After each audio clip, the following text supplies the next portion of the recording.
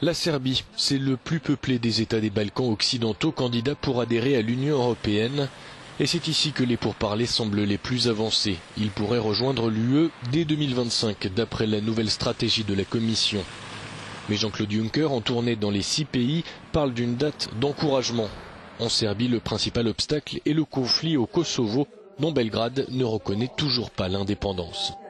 Nous ne pouvons pas mettre au sein de l'Union européenne des pays qui n'auraient pas résolu entre eux les conflits territoriaux qu'il pourrait y avoir. Nous n'allons pas importer des conflits bilatéraux. Nous voudrions que les problèmes qui pourraient donner lieu à des conflits bilatéraux aient trouvé réponse avant la date d'adhésion.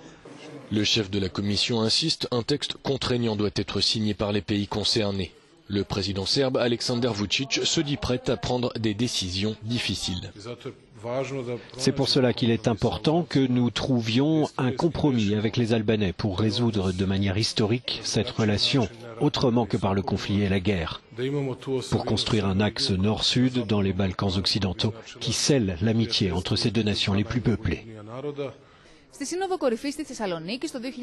Au sommet de Thessalonique en 2003, l'UE avait affirmé son soutien aux perspectives des Balkans occidentaux. Depuis, seule la Croatie est devenue membre et la Serbie et le Monténégro ne suivront peut-être que dans 7 ans.